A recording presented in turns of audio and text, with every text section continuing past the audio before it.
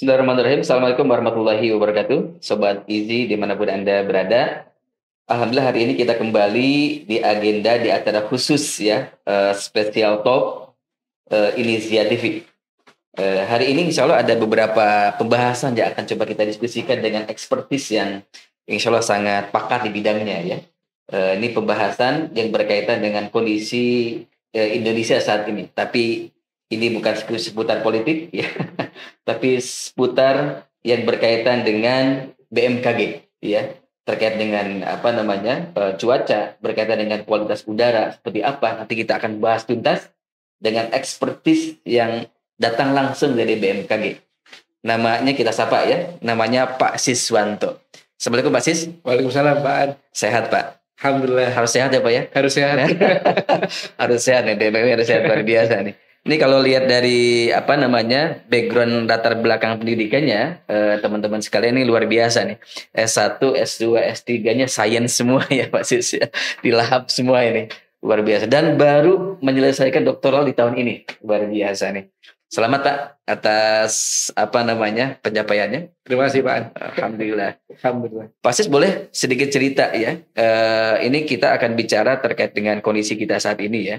BMKG itu berarti kan bicara tentang BMKG, Badan Meteorologi. Meteorologi berarti bicara terkait dengan cuaca. Klimatologi berarti bicara terkait dengan iklim dan kualitas udara ya Pak ya. Iklim dan kualitas udara. Pak Sis berarti di dua bidang ini. Kalau Geofisika bagian gempa dan tsunami ya. Gempa dan tsunami. Saya tidak berada di situ. Tidak berada di situ ya, di dua ini. Oke, boleh mungkin sedikit cerita sebelum kita bahas di fokus intinya. Iya. Jadi BMKG ini seperti yang disampaikan Pak An, terdiri dari 3 matra besar ya, meteorologi, klimatologi, dan geofisika. Meteorologi berbicara dengan cuaca dan skalanya itu mulai dari menit hingga beberapa hari. Kemudian di klimatologi itu bicara iklim dan kualitas udara. Skalanya itu mulai dari, kalau kami layanan dan update data itu 10 hari hingga puluhan tahun. Gitu. Puluhan tahun. Kemudian untuk geofisika itu berkaitan dengan gempa dan tsunami. Nah, sebenarnya meteorologi klimatologi tidak secara sains itu tidak terlalu terpisah jauh ya. Karena dulu akarnya juga klimat itu sebenarnya atau iklim itu sebenarnya adalah rata-rata dari cuaca gitu.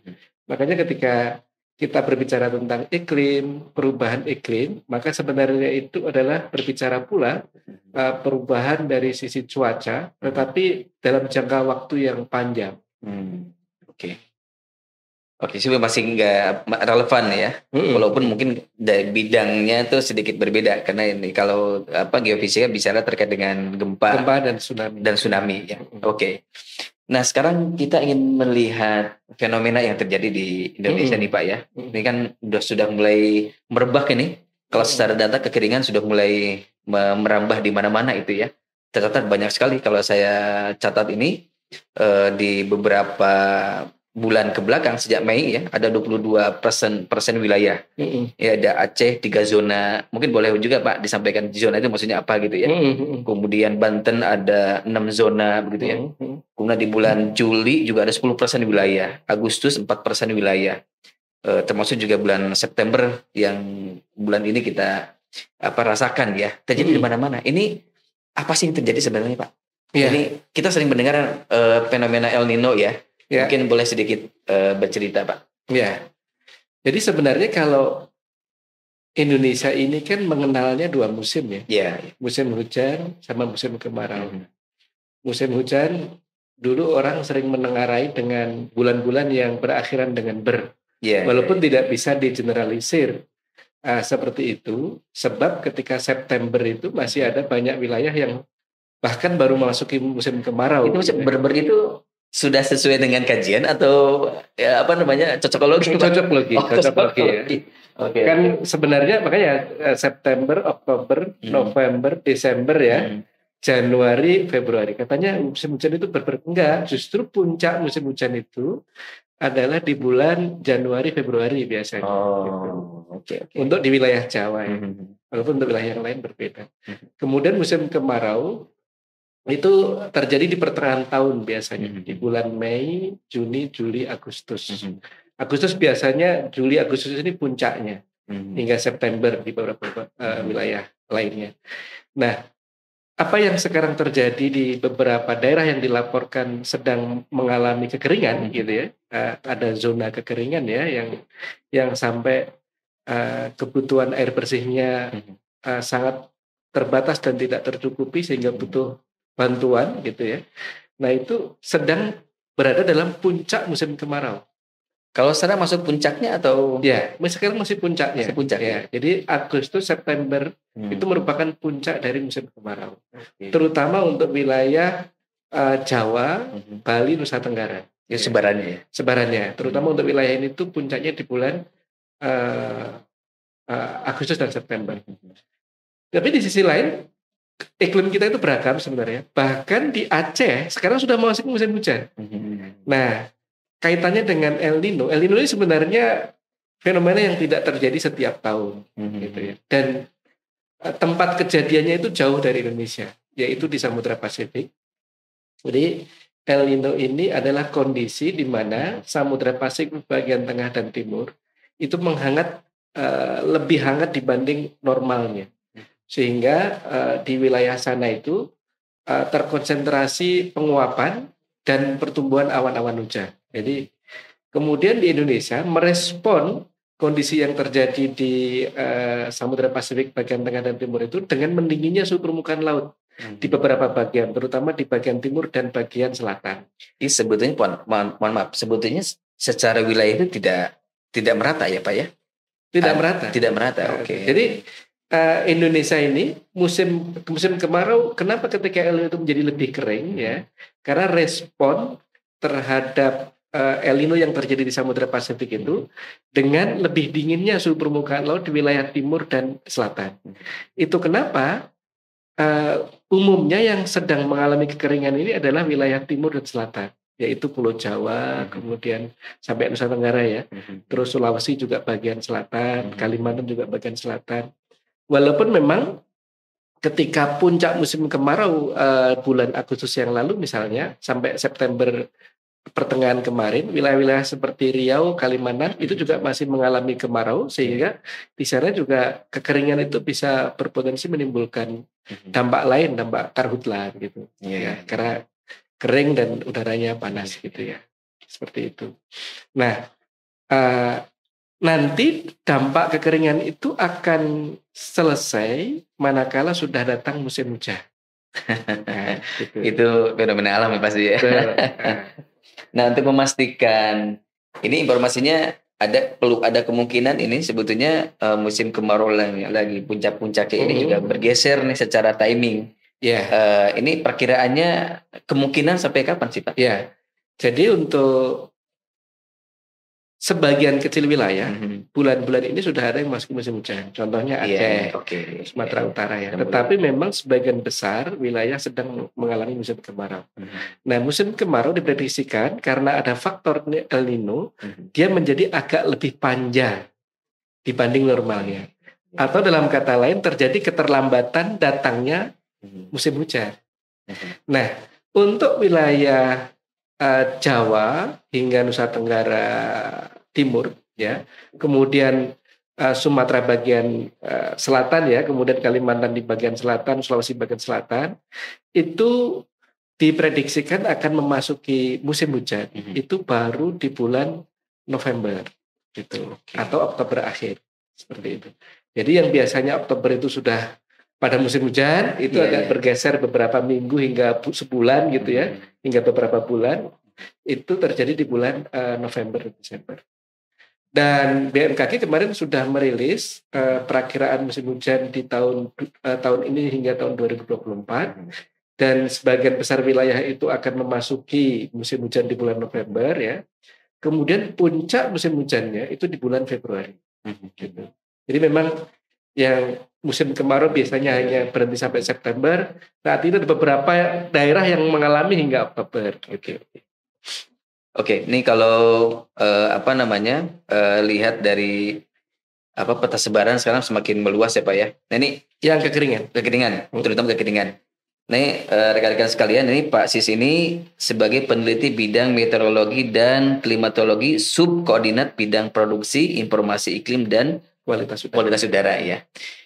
Ini kalau kita pengen tahu secara area pekerjaannya itu Pak, intervensi BMKG ya, terutama yang bidangnya Bapak ini sampai di mana? Kalau bicara kekeringan itu kira-kira intervensi BMKG terkait dengan kondisi yang terdampak itu kira-kira seperti apa Pak?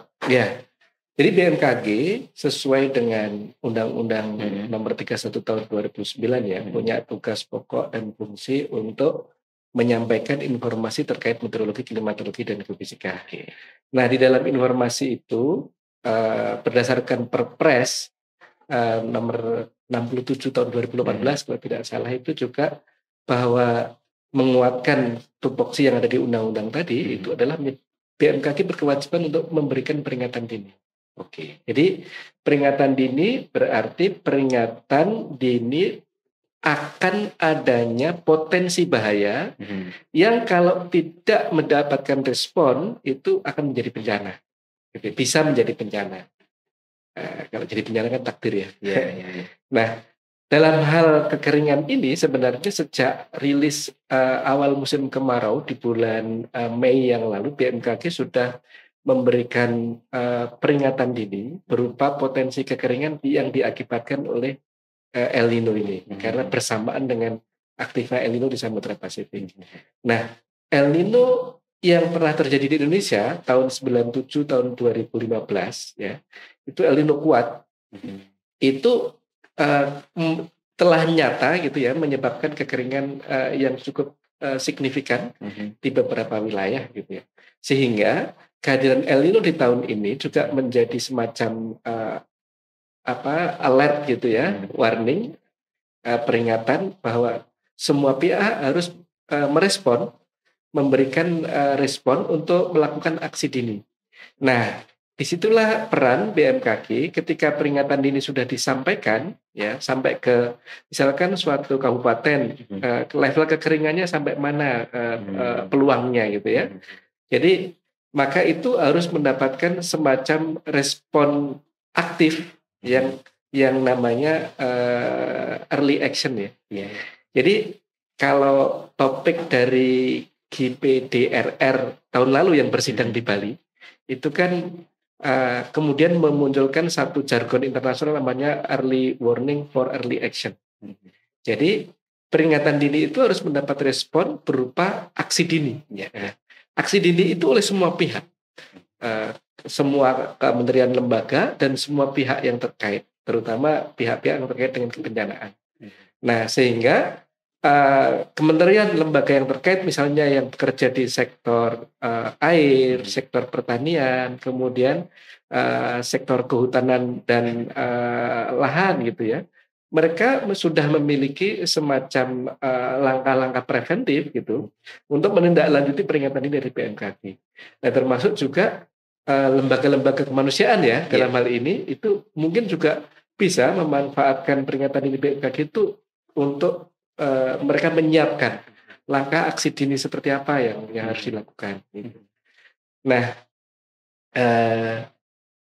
early warning for early action yang sudah menjadi semacam jargon global gitu ya, itu memang tidak seragam sih implementasinya di negara-negara. Kayak kita misalnya baru saja mendengar bencana besar di Libya ya, yang banyak. Nah, sebenarnya pihak Badan Meteorologi Libya itu sudah bisa memberikan peringatan dini. Walaupun memang peringatan dini itu keefektifannya untuk mendapatkan respon aksi cepat tanggap dari seluruh stakeholder itu yang mungkin agak berbeda gitu ya. Nah, kita harapkan Indonesia juga sudah siap dengan early warning dan early action ini. Ya, jadi setelah peringatan itu sudah disampaikan begitu ya, tinggal responnya ini di masing-masing, terutama masing-masing wilayah juga bisa jadi berbeda ya Pak. Berbeda-beda. Jadi kalau bicara levelisasi, berarti levelisasi kondisi kita saat ini ada levelisasinya kira-kira seperti apa Pak? Untuk kekeringan. Kekeringan. Ya. Jadi kekeringan sendiri itu sebenarnya dibagi menjadi beberapa klasifikasi kelas ya. Pertama kekeringan meteorologis. Itu berarti ketiadaan hujan dalam periode yang cukup panjang sehingga menyebabkan suatu wilayah mendapatkan potensi kekurangan pasokan air. Nah, ketika kita bicara kekurangan pasokan air, maka level kekeringannya sebenarnya sudah berubah. Yang tadi itu ketika hujan sudah lama tidak turun, ya periodenya panjang, maka disebut kekeringan meteorologis, kekeringan iklim. Oke. Tapi ketika misalnya nanti itu mengganggu ketersediaan air di suatu wilayah, maka kekeringannya berubah menjadi kekeringan hidrologis. Hidrologi kan air ya. Ya. Nah, ketika misalnya juga sudah menyebabkan gagal panen, kemudian tanaman di lahan pertanian itu menjadi mati, banyak yang layu, banyak yang kemudian menyebabkan gagal panen, maka ini sampai dampak kekeringan agriculture atau kekeringan pertanian. Nah, yang terakhir adalah kekeringan sosial ekonomi. Nah, ini kalau sudah sampai mempengaruhi aktivitas ekonomi atau pertumbuhan ekonomi di suatu wilayah. Nah, BMKG itu sebenarnya baru bekerja di level yang pertama tadi, kekeringan meteorologis. Nah, makanya diperlukan kerjasama multi pihak oleh berbagai stakeholder. Dalam hal ini juga yang terutama adalah kementerian lembaga terkait ya. Makanya negara kita sedang berusaha melalui Dewan Sumber Daya Air itu menyusun suatu layanan yang disebut dengan SIH3, Sistem Informasi Hidrometeorologi, Hidrologi dan Hidrogeologi. Ini melibatkan 3 kementerian besar, yaitu BMKG sebagai penanggung jawab atau yang memiliki otoritas dalam hidrometeorologi, data-data, kemudian layanan informasi dan peringatan dini. Kemudian ada Kementerian PUPR, nanti yang dia di sana ada hidrologi kan. Nah, yang kaitannya nanti dengan ketersediaan air di waduk, di sungai, di bendungan segala macam. Kemudian ada hidrogeologi yang ini berada di bawah Kementerian Energi Sumber Daya Mineral. Mereka mengurusi air tanah, itu ya. Nah, nanti semua informasi yang disusun dari sistem informasi SIH3 ini, sistem informasi hidrometeorologi, dan hidrogeologi, dia akan bisa dipakai oleh Kementerian Pertanian untuk mengantisipasi kekeringan pertanian tadi ya. Kemudian bisa jadi kementerian-kementerian yang lain, kemudian lembaga-lembaga termasuk lembaga zakat itu nanti bisa memetakan mana daerah yang misalnya sudah mengalami kekeringan hidrologi yang mengancam ketersediaan air bersih gitu ya. Maka fokus bantuan bisa diarahkan ke wilayah-wilayah tersebut. Ini menarik nih Pak Sis ya. Artinya kalau kita mengetahui ini, terutama lembaga-lembaga zakat, lembaga sosial kemanusiaan ya, levelisasi dari yang disampaikan, misalkan BMKG atau kemudian stakeholder yang terlibat di dalamnya itu, memang akan sangat mudah tuh nanti memetakan. Nah, kira-kira tadi memetakan sekarang levelnya ada di mana, kemudian intervensi program yang kemungkinan bisa kita lakukan itu seperti apa. Nah, berarti sekarang levelisasi itu baru diintervensi di tahap 1 ini Pak. Ya, ceritanya begitu ya. Bukan ceritanya memang yang sedang dilakukan. Nah, tahap 2, 3, 4 itu siapa yang punya kebijakan untuk merilis bahwa kondisinya sekarang sudah masuk pada kondisi merambah ke sosial ekonomi, misalkan begitu ya, levelisasinya, dan berapa lama itu kurun waktunya? Ya, jadi penyusunan SIH3 sendiri sedang berjalan on progress begitu ya. Jadi untuk yang sekarang establish layanan peringatan dininya itu baru kekeringan meteorologis yang disampaikan oleh BMKG. Gitu. Sementara kekeringan yang lain belum operasional berjalan, tetapi berdasarkan turunan dari peringatan dini kekeringan meteorologis yang diberikan BMKG itu paling tidak sudah bisa memberikan semacam gambaran suatu wilayah gitu ya, untuk tadi menindaklanjuti peringatan dini itu dengan melakukan aksi dini. Gitu. Misalnya BMKG setiap 10 hari itu senantiasa mengupdate laporan mana daerah yang sudah tidak mengalami hujan dalam waktu yang panjang. Mungkin kita belum pernah tahu ya, ada daerah yang sudah 3 bulan nggak pernah sama sekali ada hujan. Iya, nah itu Pak. Iya, betul. Nah, BMKG dengan modalitas pengamatan di wilayahnya, jadi kita itu punya sebenarnya idealnya kita pernah punya sekitar 6.000 titik pengamatan langsung ya di permukaan untuk mengamati hujan di setiap kecamatan gitu ya. Walaupun kadang-kadang data yang masuk itu mungkin separuhnya ya, tapi itu juga sudah bagus. Artinya dengan data-data yang tersedia itu yang juga sebenarnya merupakan kerjasama multi pihak juga, karena alat-alat pengamatan itu tidak hanya milik BMKG saja, ada yang punya Kementerian PUPR, ada yang punya Kementerian Pertanian, ada yang punya Pemda setempat gitu ya. Nah dari situ BMKG bisa melakukan memberikan layanan peringatan dini berupa kekeringan meteorologis. Biasanya kami itu punya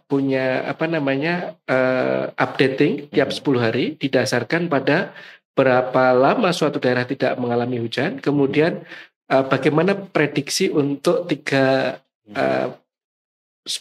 kali 10 hari mendatang, jadi sebulan mendatang. Kalau misalkan suatu wilayah itu sudah mengalami hujan yang tidak hujan yang lama sekali, kemudian prediksi hujannya juga masih lama, maka biasanya dia akan mendapatkan kode merah. Gitu. Ini ada kode merah, kode orange, kemudian kode kuning dan kode hijau. Hijau aman, merah bahaya. Gitu ya. Merah itu berarti sebenarnya kalau levelisasi masuk prediksi kemungkinan berpengaruh ke level 4 ya Pak? Iya bisa. Cuma karena intervensinya baru rilisnya di level 1, saat mungkin sebetulnya kalau secara dampak itu terjadi di beberapa wilayah bisa jadi. Walaupun memang sangat bergantung juga dengan respon aksi cepat tanggap dari pemerintah setempat ya, pemerintah daerah setempat misalnya, yang pemerintah setempat yang misalnya bisa merespon dengan pengelolaan air yang baik gitu ya, manajemen air, entah itu di wilayah tersebut ada irigasinya atau ada waduknya atau kemudian air tanahnya masih tersedia gitu ya, itu mungkin tidak terlalu terdampak. Tapi kalau wilayah-wilayah yang misalnya seperti NTT, kemudian beberapa wilayah di Jawa Timur gitu ya, itu wilayah-wilayah yang memang di musim kemarau memang biasa susah air gitu ya, itu akan semakin mempersulit masyarakatnya untuk ini tadi kekeringan tadi gitu. Menarik nih, makin menarik nih. Satu hal yang kemudian ingin kita ketahui juga Pak, selain tadi ya kekeringan sudah di mana-mana, sudah merebak begitu ya. Memang berbagai upaya yang dilakukan oleh lembaga-lembaga zakat kemanusiaan ya dengan program-program yang kemudian membantu masyarakat. Nah ini satu yang ini menjadi isu utama juga, apalagi Jabodetabek nih, Jakarta terutama, kualitas udara Pak. Kualitas udara ya. Yang luar biasa nih. Jakarta sering jadi nomor ranking utama ya di secara internasional. Nah itu dia makanya Pak, sampaikan ASN sekian lama WFH begitu ya. Nah, kita juga pengen tahu seberapa tinggi sih kualitas udara kita saat ini. Kalau memang ada levelisasinya itu seperti apa sih buat edukasi ya masyarakat ya. Oh ini udara yang oke ini di di wilayah mana begitu, yang masih bagus wilayah mana, yang luar biasa zona merahnya itu tinggi misalkan secara kualitas ini di daerah mana saja kan. Boleh mungkin Pak di sharing informasinya. Iya, sebenarnya kualitas udara ini juga berfluktuasi ya. Artinya tidak selalu Jakarta itu hari-harinya kualitas udaranya buruk gitu ya. Atau juga kita harus pahami bahwa dalam sehari itu tidak selalu semuanya buruk gitu ya. Nanti ada fluktuasi-fluktuasi, ada siklus di mana kualitas udara itu memburuk ya. Kualitas udara memburuk berarti artinya atau memiliki pengertian polusi udaranya, konsentrasinya sedang tinggi-tingginya. Gitu ya. Jadi kualitas udara menurun ketika konsentrasi polutannya naik, sumbernya ya, sumber yang menyebabkan polusi itu ya. Nah, untuk kualitas udara ini sebenarnya tugas pokok fungsi utamanya ada di Kementerian LHK, lingkungan dan kehutanan ya, karena di situ ada mereka juga sudah memberikan layanan. Kalau kita cek di Android itu ada ISPUNet. Nah, nanti kalau di BMKG ada info BMKG, itu ada parameter-parameter kualitas udara yang disampaikan kepada publik dengan menggunakan atau hasil dari pengamatan alat-alat terstandar gitu ya.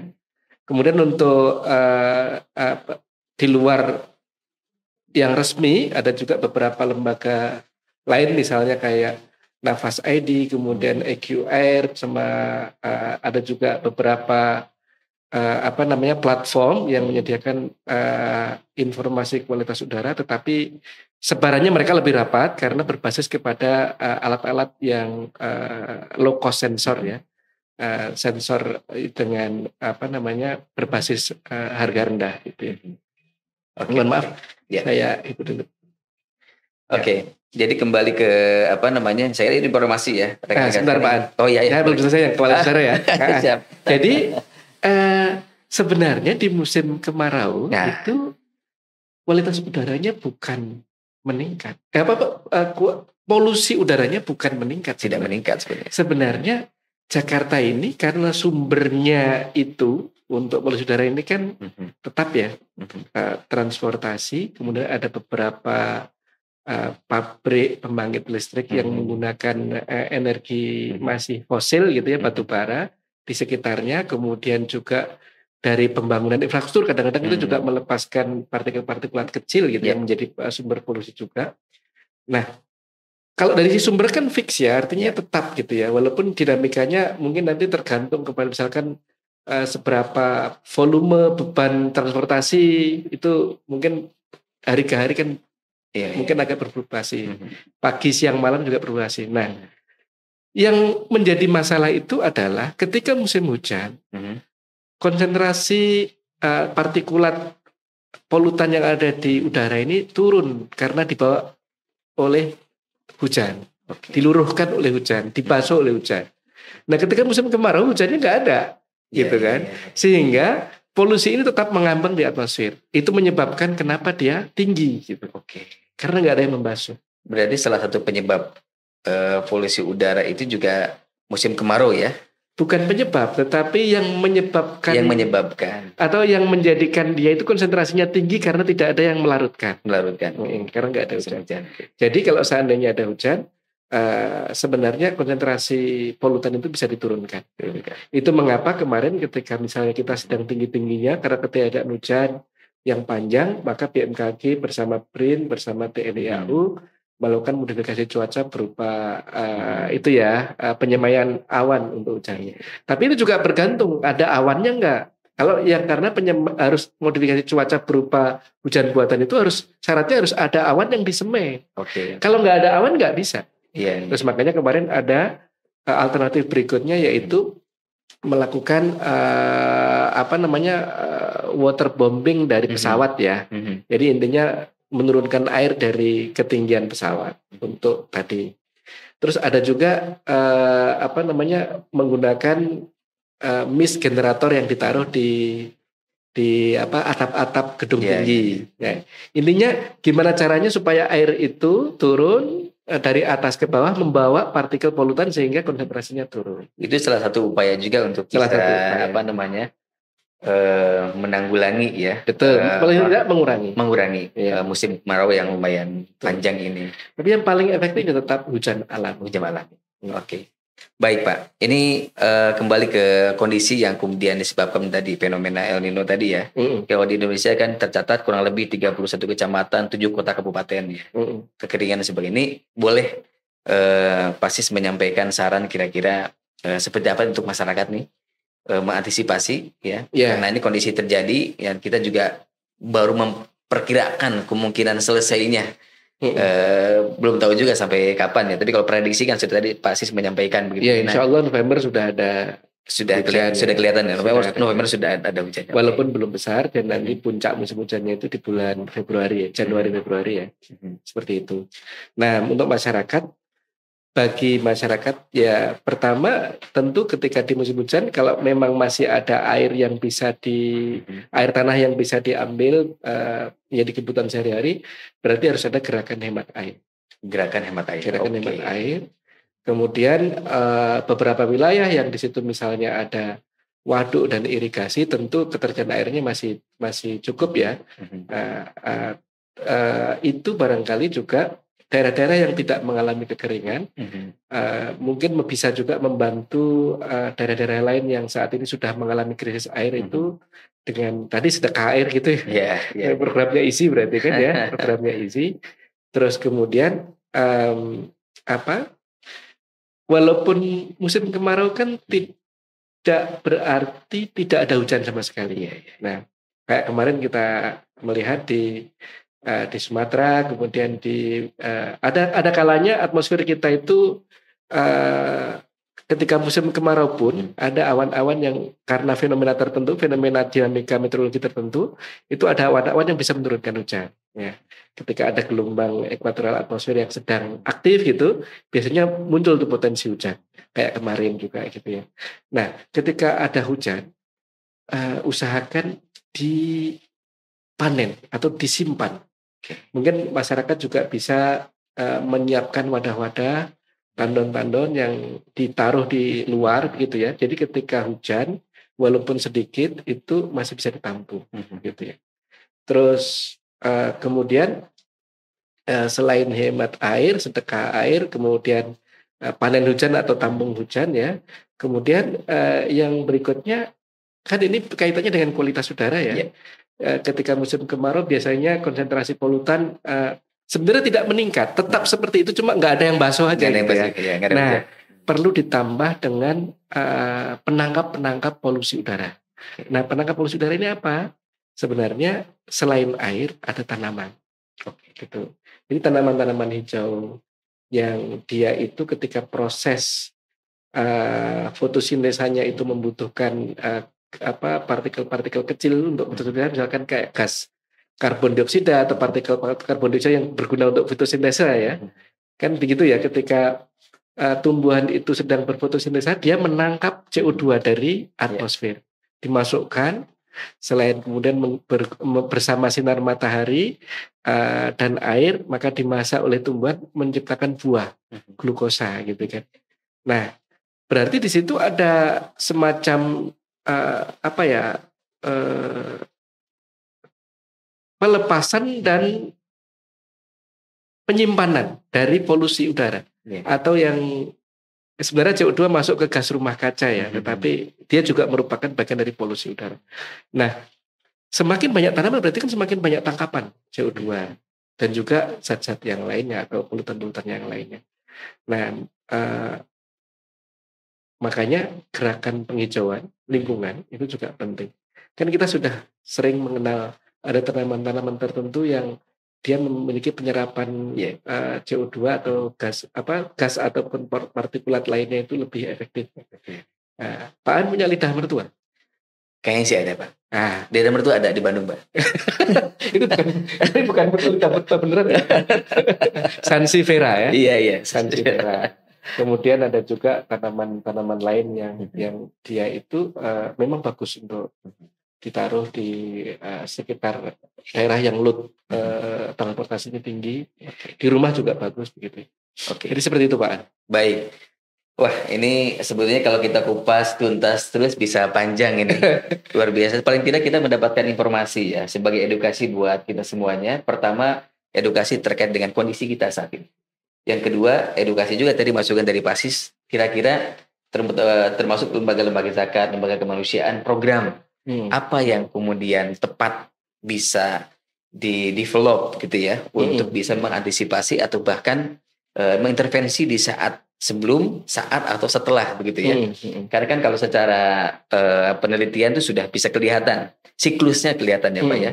Artinya itu bisa menjadi bagian penting masukan untuk kita semuanya agar bisa segera untuk mengintervensi agar masyarakat juga bisa terbantu. Nah, IZI sendiri Pak alhamdulillah sekarang programnya itu selain kemudian kita memberikan intervensi sumur air bersih, juga di beberapa titik itu sedekah air Pak.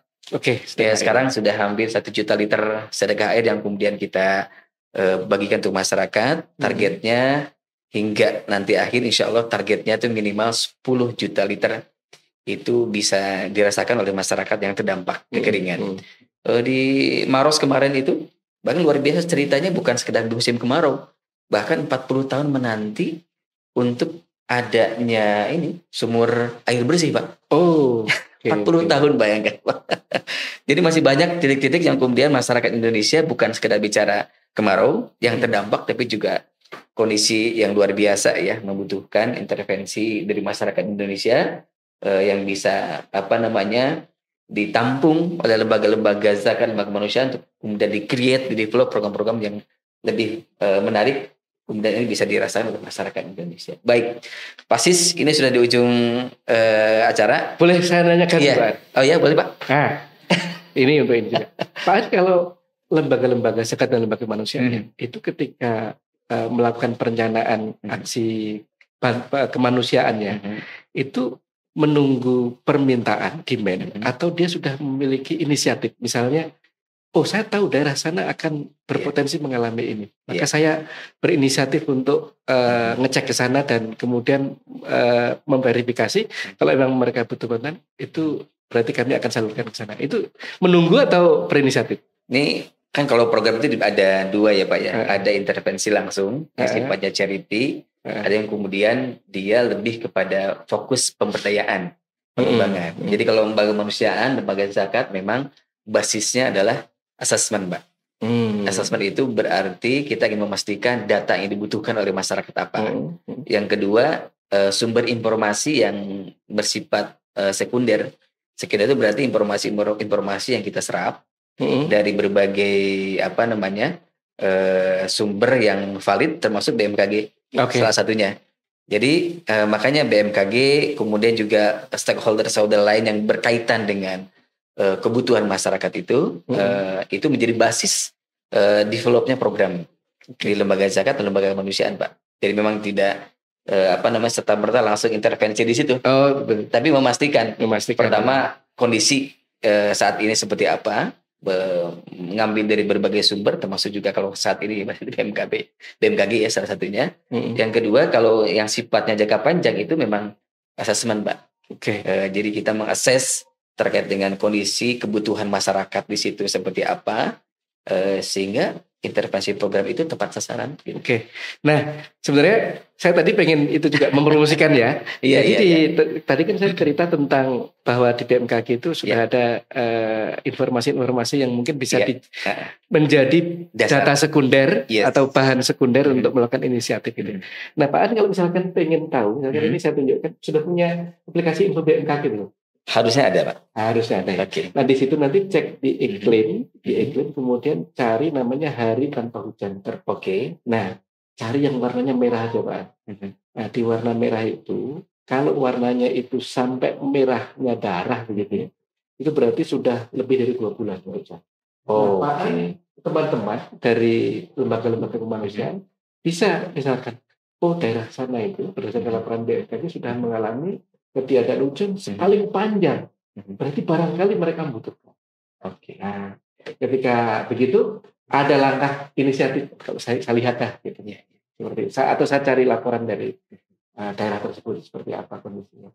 Nah, barangkali itu yang data dan informasi BMKG yang bisa menjadi tadi data sekunder, rujukan untuk berinisiatif. Jadi tidak menunggu korban atau permintaan. Betul. Terima kasih informasinya, Pak Sis. Saya kira ini informasi berharga buat kita semuanya ya, rekan-rekan sekalian. Data sekunder yang dirilis ya, baik di aplikasi maupun juga informasi yang disampaikan oleh BMKG ini menjadi basis ya, dasar untuk mengintervensi program-program yang bisa kita lakukan, kita jalankan untuk masyarakat Indonesia. Ini hijau semua, yang paling merah adalah Jawa Timur, kemudian NTB, Sulawesi bagian selatan, Maros. Ini terupdate ya Pak? Update. Oke Pak Sis, ini sudah masuk di penghujung acara. Jadi kita ingin mendengarkan nih closing statement dari Pak Sis nih. Dipersilakan Pak. Ya, dalam siklus kebencanaan ya, karena teman-teman ISI kan kerja di sektor salah satunya kebencanaan. uh, dalam rangka pendayagunaan dana zakat yang lebih banyak manfaatnya untuk menolong saudara kita. Nah, terkait dengan itu, dalam siklus bencana itu kan ada beberapa siklus, yaitu pra bencana, ketika bencana, dan pasca bencana, gitu ya.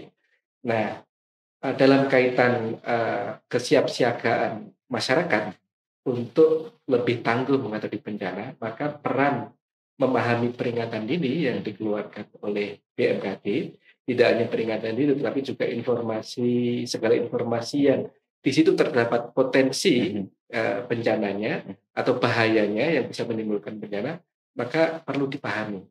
Nah, dalam hal ini kerjasama multi pihak, baik itu lembaga pemerintah seperti BMKG, BNPB, dan juga kementerian lembaga lainnya yang terkait dengan semua pihak yang berada di sektor kemanusiaan, seperti salah satunya ISI, itu menjadi kunci utama. Nah, jadi kita harus bahu-membahu, berkolaborasi, dan juga saling menanggung ya, satu dengan yang lainnya, sehingga kalau di dalam platform kebencanaan yang kemarin disepakati di Bali, yang disebut dengan Bali Mandat, itu kan selain peringatan dini, yang paling penting adalah peringatan dini itu harus people center, artinya lebih banyak berorientasi kepada menyelamatkan orang. Nah, barangkali itu yang menjadi dasar kita untuk berkolaborasi. Oke, terima kasih Pak Sis, luar biasa ini. Saya kira hari ini kita mendengarkan banyak hal, daging semua kalau bahasanya daging semua, ilmu semua ini buat kita semuanya. Pertama adalah informasi yang berkaitan dengan edukasi ya, terkait untuk kita semuanya. Yang kedua adalah rekomendasi intervensi program di saat sebelum, saat, atau setelah terjadi. Ini buat kita di Lembaga Amil Zakat, Lembaga Kemanusiaan, tentu saja basis informasi yang disampaikan dari BMKG tadi disampaikan menjadi bagian penting, basis utama untuk mengintervensi program-program yang bisa dirasakan oleh masyarakat Indonesia, terutama yang terdampak. Baik, saya kira kita cukupkan. Terima kasih Pak Sis atas waktunya. Sama-sama. Sudah berkenan silaturahim ke studio kami nih. Alhamdulillah. Rekan-rekan sekalian, sobat IJI di mana berada, kita cukupkan. Sampai ketemu lagi. Saya Enzo Herlan. Sampai ketemu lagi di episode podcast berikutnya. Assalamualaikum warahmatullahi wabarakatuh.